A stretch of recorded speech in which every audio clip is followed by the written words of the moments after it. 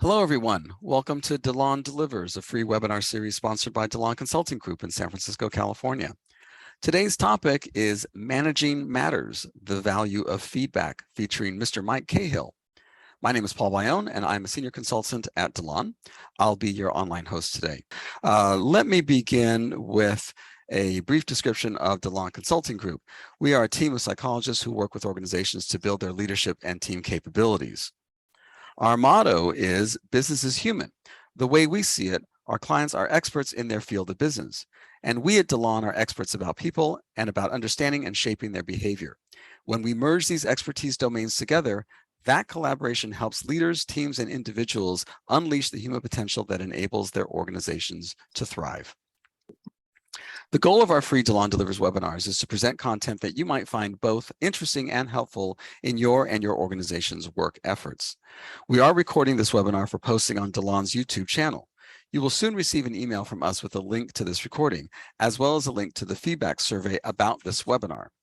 On your Zoom screen, you should see both the chat button and a Q&A button at the bottom of your screen if you move your cursor around. I'll be monitoring any questions that you submit via either of those two functions and then posing your questions to our presenters either throughout the webinar or near its end, depending on how the webinar conversation is going. And with that, let me now introduce today's presenter, Mr. Mike Cahill, and today's moderator discussant, Dr. Eugene DeLon. Mr. Cahill is CTO at Early Warning. He brings nearly 30 years of experience as a hands-on technology leader, including serving as Senior Vice President of Engineering within the merchant platforms area at PayPal, leading various product and technology transformations there, including being responsible for both Braintree and PayPal checkout. He's also started off as CTO at Boku and eventually became COO there, leading a global provider of alternate payment solutions, and which he helped scale in preparation for its IPO in 2017. And he's also served as VP of Engineering at American Express. Mr. Cahill is based in the San Francisco Bay Area. He enjoys woodworking, photography, and playing sax in a couple of local bands. Dr. DeLon has more than 25 years experience as a clinical psychologist and most of that period also organizational psychologist and international consultant. He founded the DILAN Consulting Group almost a dozen years ago, and his work is grounded in that simple, profound belief that I talked about a minute or two ago: business is human. We here at DILAN Consulting take our charge very seriously to really focus in on the human aspect of making businesses successful between people and their missions. With that, I will go ahead and stop my screen share and let Dr. DeLon take it from here.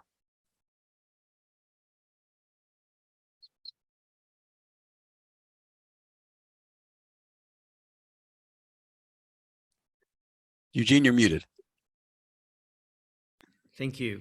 We are having lots of technical issues today. Hello and welcome, Mike. I really appreciate your being here. I'm looking forward to having this conversation with you. I want to say that I have known Mike for about 4 or 5 years now. We have done some work together.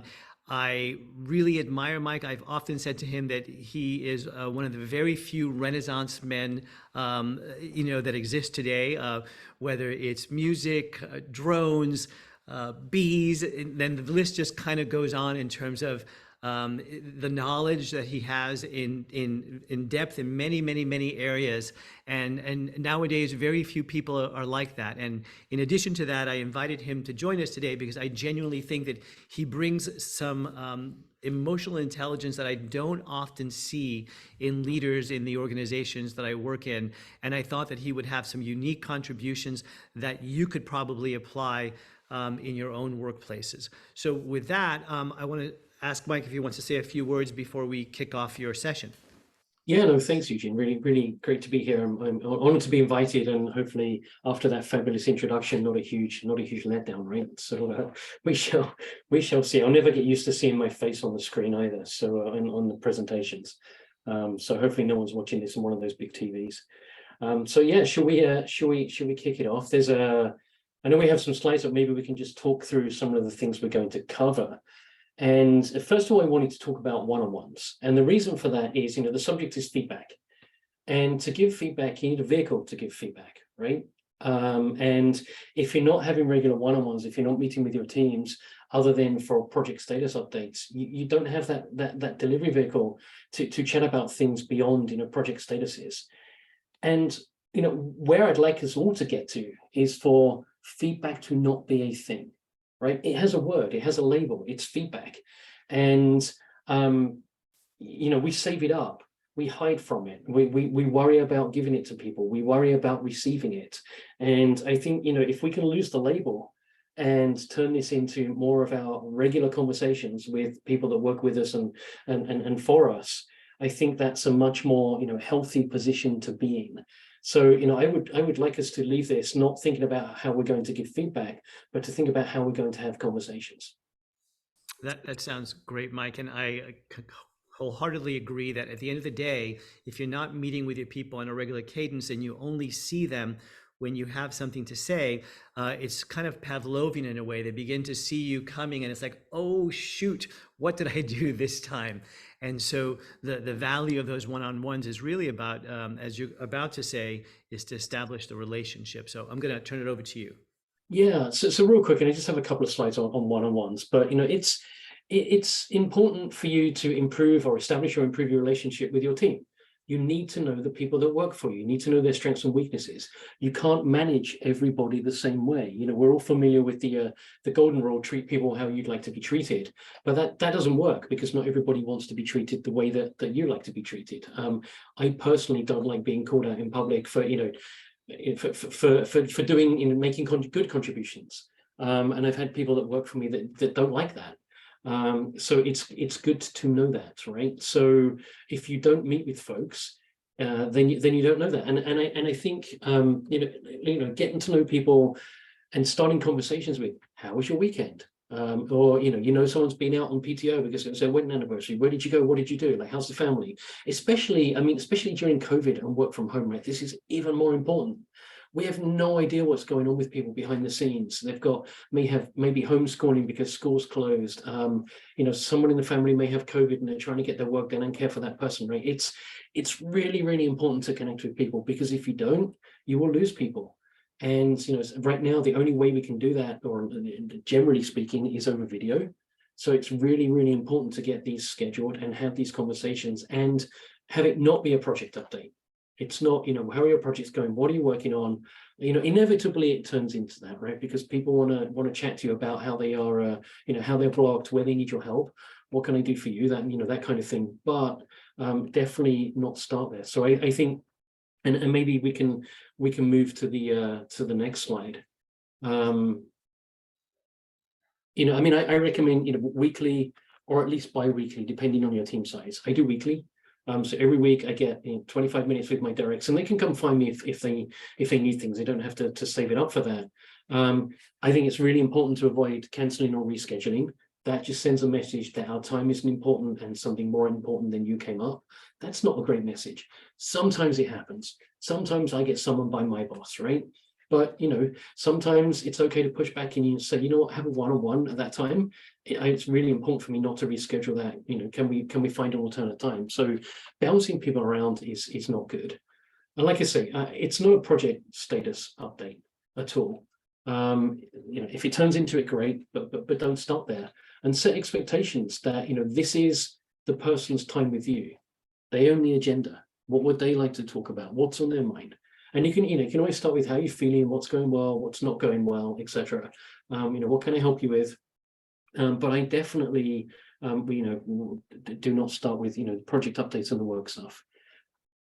So yeah, so like I say, just a couple of slides on one-on-ones, and I think it's really important. You'd be surprised how many people don't do this. And some people, have massive teams and don't do it because the teams are too large, and I think that's a spans and layers problem. You'd be surprised how many people, get their quarterly update with their manager, or even worse, their annual update, and they have barely had a conversation other than about work, and then everything's a surprise, right?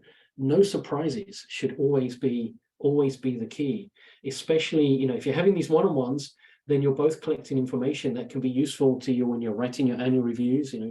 Feel free to make notes. Some people, have a shared document that both people update with agenda items. That's great for something that you can go back and refer to for your, your annual reviews or for performance reviews, etc. But the goal is, open, honest, direct conversation, and no surprises is key here. And the importance of these one-on-ones, Mike, as you've already begun to say, is about building that relationship. More often than not, if you don't have knowledge of the person that you're working with, those moments when you do give feedback become kind of defining moments of the relationship. But if you've taken the time, as you're saying, to regularly meet with someone, what happens is that when you do give them feedback, there's that foundation of a relationship. It creates a context in terms of understanding really what your motivation is. And when you don't have that context, it's very easy to assume a negative intent from someone versus a positive intent. Yeah, and especially again, with everything or most things being virtual, body language is missing, right?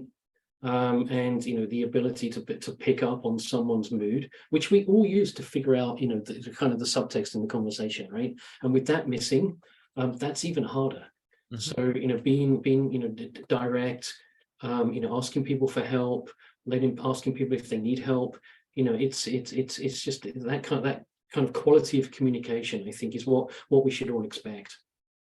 Mike, can I ask a question about this? What do you do when you encounter someone who's not open to meeting with you on a regular cadence? Because we all have met people who want to work more independently. How do you approach that? Honestly, that hasn't happened for me for a long time because of the level of the people I'm working with. And by level I just mean kind of in the food chain. I don't mean that in a kind of a superior kind of way. I mean, I think it's harder further down because engineers see meetings as time they're not coding. And we all just want to code, right? I'd still prefer to code. So I think it's I mean I think you have to be a little insistent. It's like, I can't help you, I can't get you unblocked, I'll only take 30 minutes of your time, let's just do it once every 2 weeks is no big deal. Mm-hmm. But I do want to chat with you and I do want to check in. Mm-hmm. And I think you have to be insistent about it. I can't see a way around it. I wouldn't let someone disappear into the cave and code for 6 months and not talk to them, because I think there's value there. As a senior leader, I also encourage skip levels. I mean, I'll people that manage my calendar, I'll take a meeting with pretty much anyone that approaches me. I'm not in my ivory tower, and will only talk to a subset of people and then have it filter down the chain. And it does. That does drive some people nuts because I'm available. But I think it's, being approachable, being willing to chat. Sometimes people don't feel comfortable talking to their manager, and that's a whole different thing you have to go deal with, right? If someone's okay to talk to me, but not okay talking to their manager, that's a different set of problems. But I think it's really important to be available and approachable. Thank you. All right, shall we move on to the actual feedback stuff? So, so something you said, Eugene, which I think is, the way that people think about feedback is, it's the corrective redirecting part, but it doesn't have to be like that, right? The positive reinforcing feedback is just as important. And it can be as simple as, great job running that meeting. Really good job presenting that deck. I thought that was awesome. And celebrating wins for teams, releases, customer successes, launches, whatever it may be. Like, the more of that you do, the less of the other you need, I believe. And this is where I think we get stuck, is, like I say, we save feedback up so it's a thing. And then it becomes associated with, I'm going to say, constructive criticism. Let's go with that. And there are lots of different ways to phrase it. But I think, corrective is better. But it doesn't have to be like that. And in an ideal world, this wouldn't even be 50-50, because if you're providing the reinforcing feedback, there shouldn't be a lot of corrective and redirected needed, right? Mm-hmm. So I think let's as if we leave this with nothing else, just think about, like, once a day an email to someone on the team saying great job for something. Finish the week with an email to someone saying, I'm really happy you're on the team. Like try it, see what happens, see what you get out of those people if you just reach out a little and put yourself on the spot. Sorry. I was just going to say the reality is that some people need more feedback, and if you don't do it, then they're kind of operating, I think, in the dark, and that they don't know if they're doing well or not well. If you know, and so I think that part of what you said before about getting to know your people is also to get to know how much feedback they need. And again, different people have a different set level. Oftentimes, I think that set level is probably established early on in our careers or early on in our lives in terms of how much feedback we like or need. And so again, getting to know your people is really important. And you also said, Mike, that it's not just about corrective, and I agree wholeheartedly. I think that you want to really, again, give people a balance in terms of that you're observing not just what they're not doing well, but also the things that they're doing well. Because I think that sometimes when we don't notice what's being done well, people might interpret that as not appreciated or not valued thing that they're producing. And so I think it's important to also recognize, again, what people are doing well. Yeah, and there's definitely a balance, right? Because we should expect that people are doing their jobs. There's definitely there's definitely that. But a lot of people go above and beyond, or even if people are just delivering, like there are. As you know, my wife's a teacher, right? And it's she spends a lot of her time with the naughtiest kid in the class, right? And it's similar in an office environment. Like you spend more of your time on the projects that are not going well, or that need rescuing, or the people that are having having issues, whatever they may be. It doesn't matter. And if you're not, that means that you are neglecting the people who are delivering. Even if they're just meeting the bar, it's still, that's what's the most important thing for the business, right? So like I say, I mean, I challenge anybody who's watching this or listening to this, like just finish the day-to-day and send someone in your org something, a nice email, and just see what happens. Yeah, I might suggest, Mike, that sometimes one of the things that I recommend to people and that I actually use is to ask people to reflect on their performance before I weigh in. And so this how it's not like I've come in with my list. More often than not, if they do a great job reflecting, I can just lean in and agree with what they said. And so that kind of takes a little bit, I think, of the stigma out of the conversation. If you kind of get into a norm where you're reflecting together versus my giving you feedback. And to that end, I want to ask you the question, how do you establish a norm so that people also give you feedback back, so that it feels like a time when you're both kind of helping to calibrate how you're working together? How do you establish that norm? Yeah, actually, I think that's relatively straightforward, although you have to remember, I try to finish my one-on-ones with, do you have any feedback for me? And it's okay, like on the spot right now, it's okay if you don't. But if you want to think about it, if you have anything, bring it to our next one-on-one. Would love to hear it. Now, there's two things happening here. I mean, I'm displaying that I'm open to feedback, and I want to listen and I want to hear. And it's especially important for me right now because I'm 5 weeks into a new job. So I'm doing a lot of, do you have any feedback for me at the moment? Because I want to fit in with the culture while establishing a little bit of my own culture. The other thing is, if you are a leader who is leading other people leaders, I would encourage them to give you feedback as a way to practice giving feedback. Right? So at some stage when you're managing people, you're going to have to give them feedback. So let's think of this as a practice session, like, no judgment, bring it on. Like, come talk to me next time with feedback from me, because that's going to make you better at your job giving feedback to other people. So I think it's multifaceted. So like I say, I don't always remember, but there are, I try to finish one-on-ones or meetings with, do you have any feedback for me? Have you heard anything? Is there anything I should be doing different? And like I say, and giving people a chance to go away and think about it. But I that makes it a two-way conversation. And I definitely, what you said about giving people an opportunity to reflect, like my favorite way to start a feedback session is, how do you think that went? And more often than not, people know already, right? I mean, if it's something, a meeting that was contentious, presentation that bombed, like whatever it may be, people know.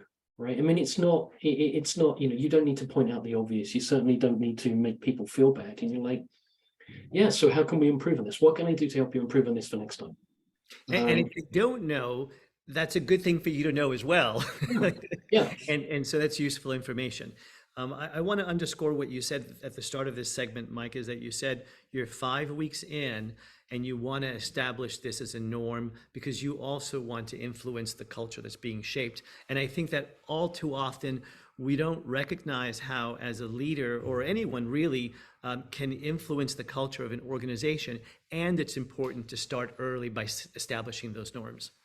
Yeah, agreed. And I think the other thing you have to be careful of, as was mentioned in the intro, right? So I'm on the executive team, and you have to be careful what you say, because it's people. I don't know how to put it. Like, people think you're important, right? I mean, it's not how I want to be perceived. I want to be perceived as part of the team, but people will tend to take what you say and go act on it because of the role you're in. So you have to be really measured about that and conscious of that as well. Mm-hmm. We had a comment just come in on the chat right now in agreement, and maybe you can expound a little bit about this. Quote, yes, not all leaders want or ask for feedback. Thoughts, reactions? I mean, sounds like those leaders need some coaching, and we have the right people present, right? But I mean, I would, yeah, I don't know what to say about that. If you work for someone like that, everybody's always got the opportunity to do something better, especially at work. None of us are perfect, and getting feedback. I mean, sometimes you'll get feedback and you think, you know what, I'm not changing because that's, I'm doing this for a reason. And sometimes you're like, oh wow, I hadn't thought of that. And I hadn't figured out the impact of that. Like, none of us are perfect. So, it makes me sad that leaders don't ask for feedback, because I think, asking for feedback and getting it and, taking some of it on board and changing is what, makes us all evolve into better leaders.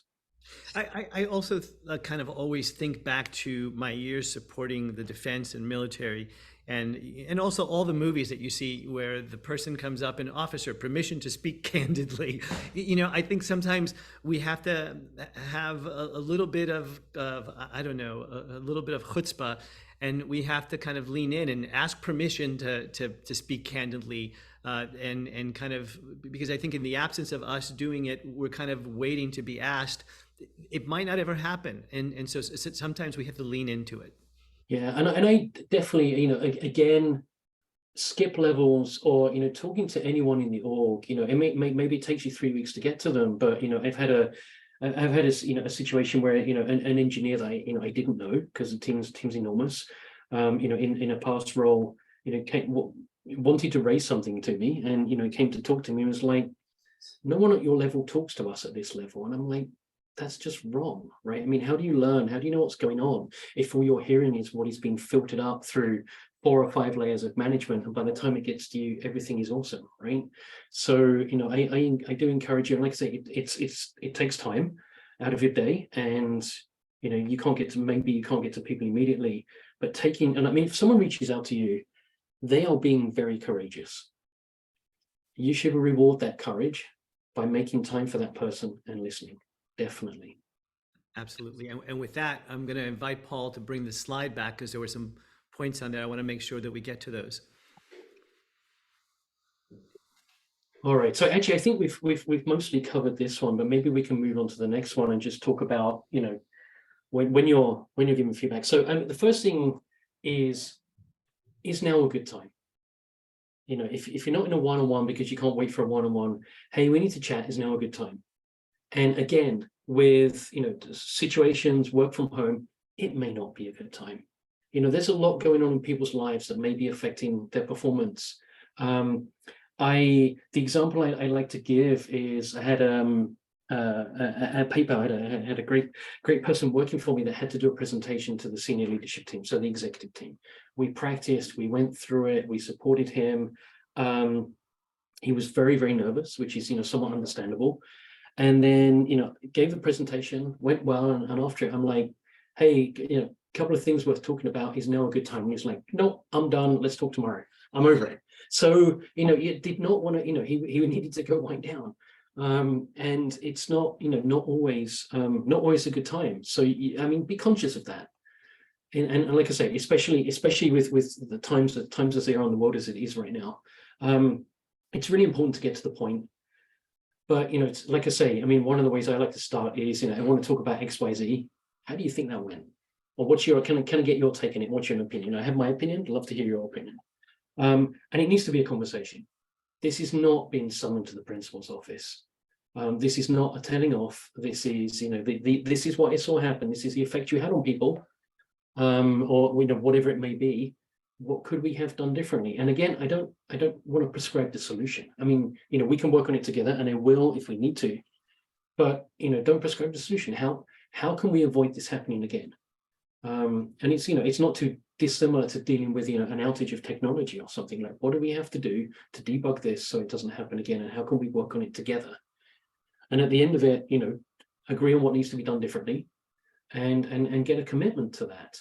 And sometimes some situations are more serious than others, and you have to follow up with an email, and maybe HR has to be CC'd. I mean, it depends what it is, right? But for but for most things, this kind of like framework, and I think, like I say, getting to the point, but also making sure now is a good time. And if it's not a good time, you go, okay, can I get some time with you tomorrow? I'm going to schedule you for tomorrow or this afternoon or whatever it may be. You don't want to let it lapse. Some things that so I've done a version of this with a few hundred of people leaders now, and one of the things that came up on the tips was it's body language, but it's also I know one of the people on my team at PayPal, he was like, I'm a big guy. If we're in person, I'm making sure I'm sitting down when we're having this conversation, because otherwise I'm towering over the person. And that's just not right. So being conscious, not just of your body language, folding your arms, frowning, raising your eyebrows, rolling your eyes, whatever it is we all do, but also like just the setting, and be aware of, some of it is imbalance of power, but some of it is also maybe just, physical size difference. If so I think, people don't think about that, but I think you want to kind of make it, I can't think of how to put it, but just, as fair as possible, right? At a table, sitting down, across from each other, whiteboard if needed. The other thing I think that's really, really important is a follow-up. Not everyone's good at thinking on their feet. I'm not good at thinking on my feet. I am a person who likes to go away, digest, think about it, lose sleep, and then come back with the answer. And, some people like me and some people are, really good at thinking on their feet and reacting in the moment. So, it's okay to revisit. Doesn't have to get done in one session. And that may be preferable, because it also gives folks a chance to to cool off, maybe emotions involved. And frankly, if it is getting heated, be like, what, this is getting heated right now. I think it's best if we just pick this up tomorrow. Diffuse it. It can't turn into a fight or an argument. Mike, we have a comment and a question that came in. Yeah. First, the comment is, I love the quote, be aware of the imbalance of power. And I think the question comes out of that because it came in rapid succession. Can you share any aha moment from your experience during a feedback session? I assume in terms of the balance of power issue. Yeah, I mean, I think, I'm not sure I have an aha moment, but I do think, being Socratic about it, like Eugene alluded to earlier, right? It's trying to draw someone to a conclusion through their own, own thinking and their own dialogue, without you telling them what needs to be done, right? I mean, and again, I think as leaders, we can sometimes have the tendency, to take charge, tell people how it should be, and move on to the next thing on our checklist, right? Because we've got a million things to go do, and that just gives someone else, a checkbox to go and try and fill without understanding. So I think, the aha moment is, I mean, I do think, lead with, how do you think that went? Or, and then what do you think we should do? Like, ask questions. It's questions, not statements, I think are key, unless you're not getting into the direction you need to go to. And then you can say, well, here's what I think. But I think it's, kind of, trying to, I don't know how to put it, but extract the information from someone as opposed to tell them how you think it should be. And a couple of things that I would add about this in terms of like an aha moment, power differential, is what Mike has here is to be conscious of body language. that body language that the other person is showing is going to let you know whether or not they're feeling threatened or in any kind of a way uncomfortable. And that is why I think the first bullets that Mike has up there in terms of ask if now is a right time, you give them a headline so that they can kind of understand where they're going, and to invite a dialogue versus a monologue. All of that, I think, is about creating psychological safety. You're trying to let the person know that I'm here with you, not against you. We're on the same team. And so by establishing that kind of a frame, I think you begin to, I think, create a space that allows the person to move to a space where they can engage in productive dialogue. Because if you do trigger someone, that's when the thinking brain kind of checks out. And so anything that comes after that trigger is probably not going to get processed anyway. So it's important, again, to create that safe container for people. Yeah. Mike, we have another question that came in here. How do you suggest going about helping managers who show preference for staff they like and other staff who are not their favorite? And they give some example or sample here, meaning how does one make sure that managers need to be aware that they need to be discreet and not show preference to their favorite employees because of demoralization effects on the rest? Comments? Yeah, I mean, I think, a couple of things, but, if this is someone that, you either work with or work for, I'd ask them if you could give them some feedback. And I think, they may not be aware, right? But, part of it is perception. Like you can't fix people's perception. So I think part of it is, do you know, when you treat this, person A like this, everyone else sees that and this is how they feel. Even if it's not intentional, and not suggesting it's intentional, but the perception is this person is your favorite, and here's the effect on the team.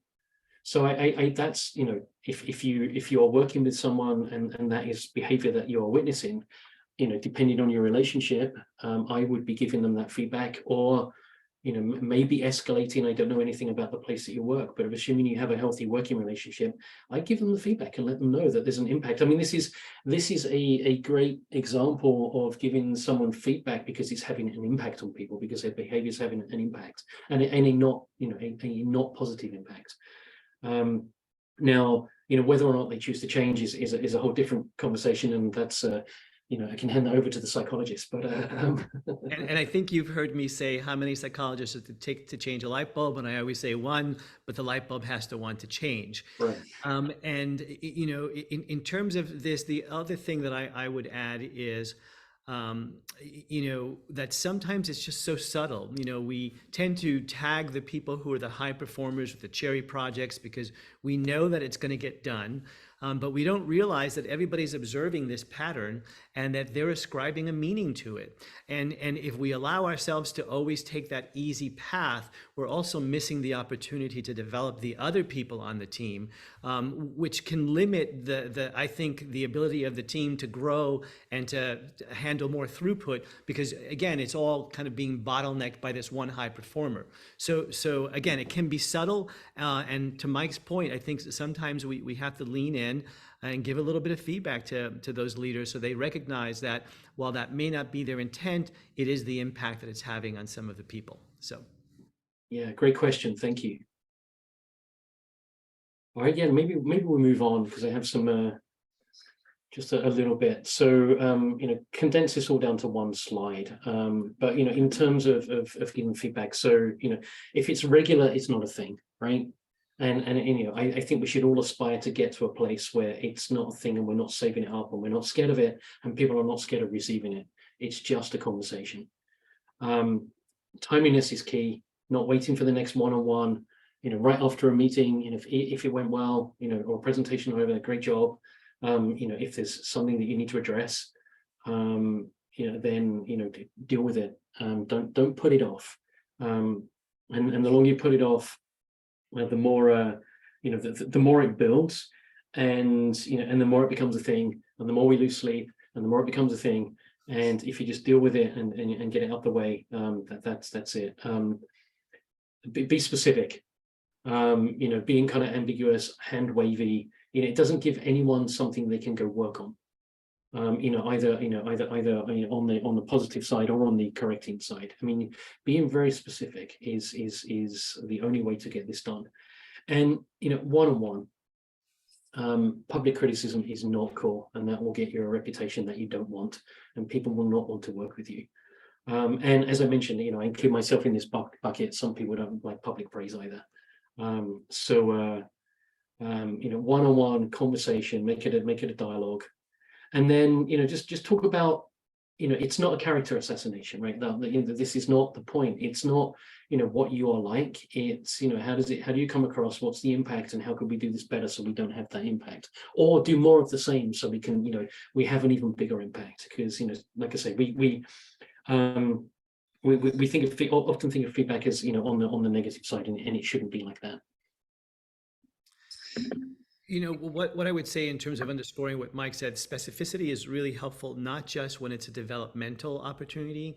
Sometimes it's also really helpful in terms of letting someone know specifically what they did well. Because if it's too high level, your comment, it can feel empty, like you're just checking the box. The fact that you've gone into the detail about what they've done well tells them that you really were paying attention. So that's something that I would add there. We did have a comment come in on the Q&A on the chat, and I'm interested in your comments about this, specifically in terms of what we're looking at on the screen right now with these elements of good feedback. The comment is, how do you coach someone to self-awareness? Specifically, I've had employees feel that they are operating in a role beyond their current role.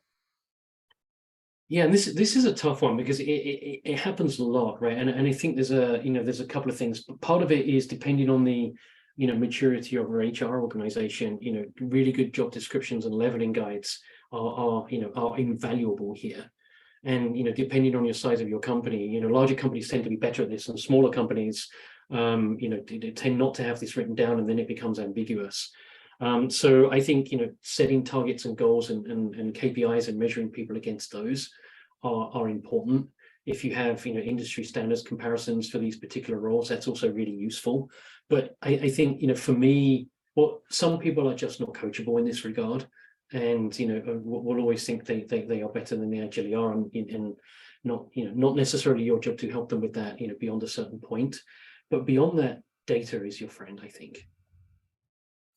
I would also add that sometimes there's an opportunity to invite someone to go do a listening tour.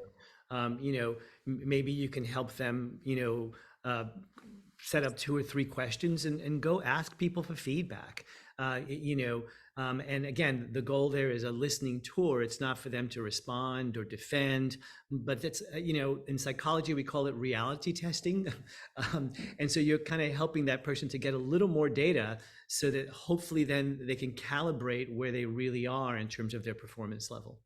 Yeah, and I suppose there is a formal, kind of codified approach to that, which is to get a 360 going, right? Yep. That's often, I hadn't thought of that, but we've used that tool quite a lot, is to get a 360 going, and sometimes using an external kind of impartial company to do that is very useful. And then gathering that feedback, and then it's really up to that person. I mean, you may be surprised with the feedback, or they may be surprised with the feedback. But it's all, like I say, I think data is your friend. Gathering data is really useful here, so you have something to back up your assertion. Sometimes we're just going on our gut, right? And that's, we know we're right, but that's really hard to explain to someone else. So whenever you can back it up with concrete examples and data, that's the best way to help someone, come to this self-awareness if they're capable of that. And when you do collect data, whether the person does it themselves or a third party, or it's a formal 360, the good part of that is that it moves the conversation from potentially going down a road where it feels personal to a place where it's data. And again, neither good or bad, it's just data to reflect and learn from. So you kind of make it a little bit more impartial, and as opposed to just your personal perception of the person. And the person who, the person who asked this in the chat just commented, "Great tips, thank you." Okay, excellent, very good, thank you for that. Let's move on one, and I'm going to change topics for a second, just because this is near and dear to my heart, and probably all of us, because we're probably, if your days like mine, we're in meeting hell all day long, right? And I think we, as leaders, I want to make a pitch to you all to try and fix that. And I actually we're going to start on the right-hand side of the screen, which is, just some tips around more inclusive meetings. And part of it is, making sure the right people are there. And then setting some expectations about behaviors, not talking over people. Like we have to watch out for this in the meetings we are in, and make sure that, people are not getting interrupted, and people are not getting spoken over. People are not, people's advice is not being ignored. And and frankly, like the right hand side here came out of some really good kind of like we call it like diversity and gender bias training that I did. It was run by a professor. She was fantastic. But as a middle-aged white guy, this is stuff that I'm not necessarily aware of. So having it written out for me so I can be conscious of it is really important. And there are minorities and women that will tell you that this happens to them all the time, and the guys don't notice it. So being an advocate for these people in meetings, being an advocate for people who suffer from this, making sure that people who are being quiet get an opportunity to speak, using the timeout signal if people are if someone's interrupting someone else, and something at the end, again, like a bias that we may have, is make sure that the homework that's handed out at the end of the meeting is distributed equitably. Like it's not right for the intern to get all the homework, or whatever decisions you may make, right? So these are just questions to ask yourselves, and like I say, not stuff that maybe some of us on this call would even think about, because it's just not in it's not the way we were raised, not in our background, it's not what we're used to. Or at our levels, because people perceive us as important and therefore listen to every word we say, and I think it's really, really important to be inclusive and encourage good behavior, even if it's kind of microaggressions that we don't notice. And the one thing I would add on that side, Mike, is to kind of bring it full circle, is that if you set the expectations about the behaviors, that at the end of the meeting, you come back to those set behaviors and you say, how did we do? So that this, how you can learn, if there was anything that was missed earlier, and hopefully then continue to recalibrate in the next meeting. So just closing the loop with that. Yeah, thank you. And like I say, it was eye-opening for me, and I hope I haven't been guilty of this in the past, and I probably have. But having it written down is really, really useful to bring it to the forefront. On the effective meetings, I mean, you all can see the bullet points, but there's some stuff I encourage you to encourage your teams with, and it is let people know they're in charge of their day. Just because you get invited to a meeting doesn't mean you have to go.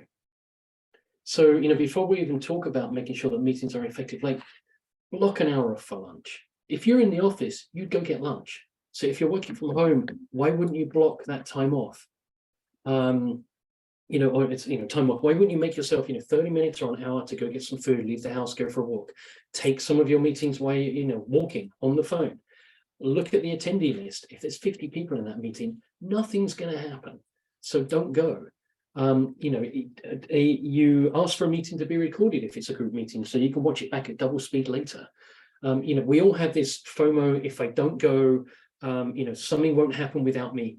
It's not true, right? Send a delegate, ask if someone can cover, but take control of your day and your quality of life. And you also have to be responsible. There are some meetings you have to go to. If there are large meetings with lots of people, maybe suggest to the meeting organizer that it could be handled offline, in a Slack channel or something. There are instances I have been involved with where it's a 2-hour-long update with 100 people and everyone doing a 5-minute update. What a waste of 100 people in 100 persons time, right? Do that on Slack. Create a shared spreadsheet. Say by 11 a.m. everyone has to update this, or we'll have a meeting. I bet you people will update the spreadsheet. But let's we are using meetings as proxies for conversations. because we're not in the office, and it's getting insane. So for the work-life balance, mental health of your teams. Here's your sports update. Oh, sorry. Apparently, In basketball, Alexa, Lakers and Clippers. stop. Apparently, I said the A word in there somewhere. And then when you do have meetings, agree on what you want to achieve. Like, what's the agenda? Open-ended meetings that just getting together to discuss something, pointless. Avoid meetings for updates and readouts. Handle that over email. If it's documentation, provide it in advance so it can be read. If people haven't read it when they show up, reschedule the meeting. Amazon is famous for this, right? Spending the first 20 minutes of meetings reading and then discussing the document. Reading also forces you to writing that document forces you to put your thoughts down in a cohesive way. A deck is not a document. I know, I've seen decks with 8-point font that it should have used a word processor, but it's not a document. Decline meetings that don't have an agenda. Decline meetings that have too many people. Like, set expectations. I'm not going to that. Nothing's going to get decided. And finally, if decisions are made, even if someone wasn't in the meeting, for whatever reason, those decisions are final. I've seen, lots of people have a meeting because they missed a meeting and they didn't like the outcome. Tough. Like, that's it. You weren't there. We all need to trust each other and move on. So we're a little off topic, but I think, as you can tell from my rant, something I feel very strongly about. And I think as leaders, I'm pushing my platform. Well, it is off topic, and it isn't, because at the end of the day, some of these same things I think could be transferred into one-on-ones and can be transferred, I think, into feedback, around setting expectations and behaviors. That's something that you want to do during a feedback session as well. Agree on what you want to achieve. Sometimes when you kick off a feedback session, as you've said, I want to talk about this because I want to accomplish this. So a lot of this stuff actually relates. And I think in any situation with human beings, these are good ideas to bring to the table in terms of how we show up. Yeah. So I guess my second challenge for the folks out there, in addition to sending someone some positive feedback today, would be, look at your calendar for the rest of the week and decline something. Do it. See what happens. The world's not going to stop. All right. I think I just have one summary slide. So, takeaways are, regular one-on-ones and conversations are important and should not be project-based. Feedback shouldn't be a thing. And actively managing your people in these ways, it's important. It's important, and people have a right to expect that of us. I also just want to put a pitch in for my friend Wendy. Some of this content came from her from, years ago. She's been a great friend and mentor to me. She has, she has leadership coaching. She's about to launch her own online self-service portal. She'd love to hear from you if you'd like to get involved in that. They're looking for beta testers. She's great. And sorry, Eugene, to pitch that during a DILAN consulting session. It's all good, Mike. Thank you. All good. All right.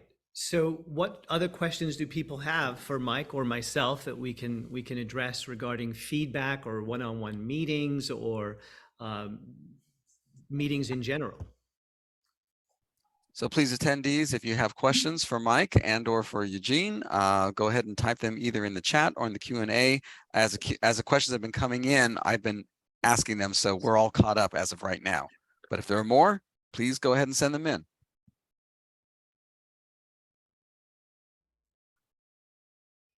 And we have one. Culture humility is important for everyone, managers and staff. Comments, thoughts? Agreed. I don't know. It's not really a question, right? But agreed, right? Everybody, humility is key. No one's perfect, and realizing that, but also being okay with it, which is one of the problems we have is admitting failure, especially in the workplace, right? That's, I think, if you can establish a relationship with your team where that's okay, and that's on your side as well. Like the number of times I've said, "I'm sorry, I screwed up. I should have done this, but here we are." And maybe taking the lead in that, so that people know it's okay to come to you when they have issues. I do think we have a culture of hiding things at work. And I do think it's, a willingness to admit failure is key on both sides of the, kind of manager and employee relationship. Yeah, I would agree. I often say individual behavior over time becomes the group norm, and over time that becomes the organizational culture. And so the more that you can role model that you're willing to come to the table and own something that didn't go well, you're really saying, hey, this is how we do things around here. And in a sense, without saying this is the expectation of you as well, but you're modeling that's the expectation as well. And I think that, that actually allows you to get issues on the table faster and address them faster so you can get on with the business of the business. And so it's a good thing to be humble and also show that vulnerability to people. Yeah. Another question just came in on the chat. How do you avoid employees comparing against one another? I've seen this happen when new employees are hired in a role someone else is trying to achieve. I think, again, it's kind of multifaceted, right? I mean, if this was a role that someone had applied for and didn't get, then there should be some data behind that, right? But there should also be a conversation about, here's what I'm going to do to make sure that you get a role like this next time. I think that's, it's a coaching opportunity, right? But there should be data again, but if data to help back that up. If the person didn't apply for the role and you have a new employee in a role that person aspires to, is it a conversation you've had? Did you know they wanted that job? Do you know what your team's kind of career aspirations are? And I think that's part of, having one-on-ones. I can't think of it. I mean, I think having conversations about how you can avoid it in the future or get the person into a position where they could get the role next time is the most important thing here, unless, they're not capable. And then this is back to the self-awareness thing as well, right? So, but that's my take is, it's a coaching opportunity for next time. So rather than concentrating on why did that person get it and I didn't, it's more about how can I help you, work on the areas that need working on so that you can get it next time and just turn it around. I would underscore everything Mike said. I'm reminded of Carol Dweck and the growth mindset and kind of taking that not yet approach, but really helping the person to understand where their strengths are and where the opportunities are. And more importantly, working with them to create a plan around how they get from point A to point B, if that's really what they want. And, in some ways, it's kind of a shame on you if you don't know what the aspirations of your people are. Because what we know today about employee engagement is that employees who are learning and employees who feel that they're being challenged in terms of growth in the workplace are the ones that stay. It's when they feel that it's the same thing every single day and there's no opportunity to learn or no opportunity for growth professionally, they end up leaving. And so as leaders, people who manage people need to proactively be having those conversations. Yeah. We have two more questions that have come in. The first one is, in a meeting, how do you increase divergence of opinion instead of just agreeing with the boss? That's the first question. Yeah, sure. My approach to that is, tell me if I'm wrong. I need to hear from you. You're the experts in this, not me. So I need to know, now before we move forward, am I wrong? What are your opinions? Like being very, very direct about it and kind of, I'm just gonna say bullying. I don't mean that in a bad way, but kind of bullying people. Being a little bit emphatic about it. Like, it's not my job to know everyone's job, right? I mean, there are managers who think they have to know everything about the job that everybody who works for them does, and that's impossible. You cannot scale. Maybe if you have a team of 10, if you have a team of 1,000, not going to work. So I'm okay. You have to be okay being wrong, and you have to actively solicit the feedback and the opinions. That's my approach to that. I'm kind of reminded of, the leader always eats last kind of parable or whatever. And I'm also reminded of a story. General gets out of a Jeep and says, why is this fire hydrant here? And he or she goes into a meeting and comes back and they're digging out the fire hydrant. and they wonder, what's going on? Well, you questioned why it was here, so we're moving it. So I think that we need to understand that in a leadership position, you have power, and sometimes even something that you say, just off the cuff, can be taken the wrong way. And so it's best if managers ask the question and then lean back and let people dialogue. You really want to get to a place where you allow people time for divergent thinking, where it's just brainstorming. And you might say, for the next 15, 20 minutes, we're just going to capture all ideas. Let's get them all out. And then you can move into convergence in terms of moving toward a place where you begin to get some agreement to make decisions. But you have to make sure people understand what the expectation is, that right now, this is about getting everything on the table. I will say, like, a trait I look for in my team, and something that I value, is people who push back. I mean, not about everything. You don't want someone who's just contrary about everything, but people who push back and say, actually, you're wrong, or that's not right, or whatever. Like that is really, really super important, and I value that.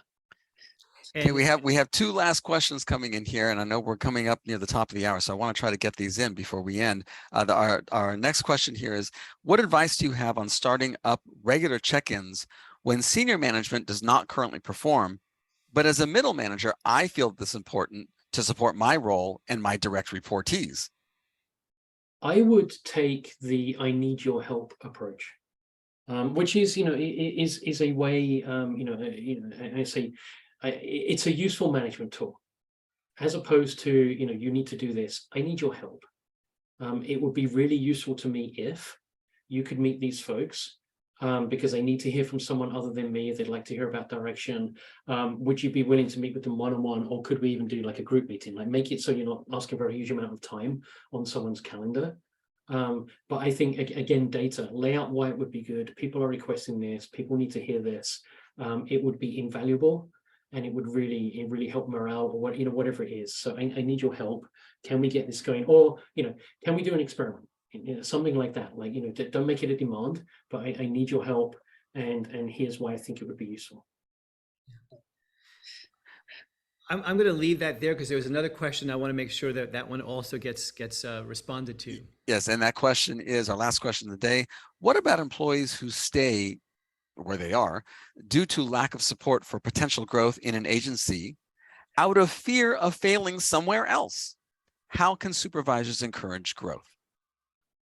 I think first of all, figure out why are they, what is it they're afraid of? Fear of failing. What does that mean? Is it because they've had a bad boss in the past, have been yelled at, something went wrong? I would try and figure out, have a conversation about what's going on. We have this fabulous opportunity for you. Why are you not taking it? And you have my support. I've got your back.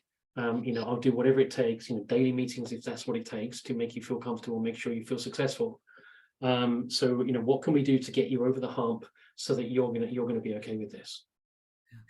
And the only thing I would add there is that my response would depend on whether or not the person is performing well or not performing well, because you do have some people who just aren't motivated, and in which case it doesn't matter where they go, to some degree.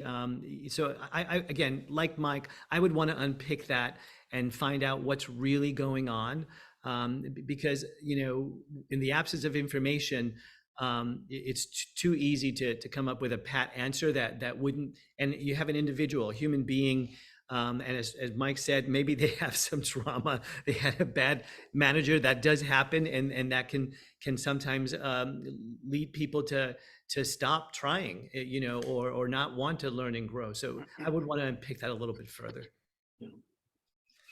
With that, I want to say thank you to Mike. I really appreciate your time today. I absolutely know that everything that you shared is really going to be helpful to the people who joined us, and everyone who's going to watch it on YouTube, and everyone who watched it on the live streaming.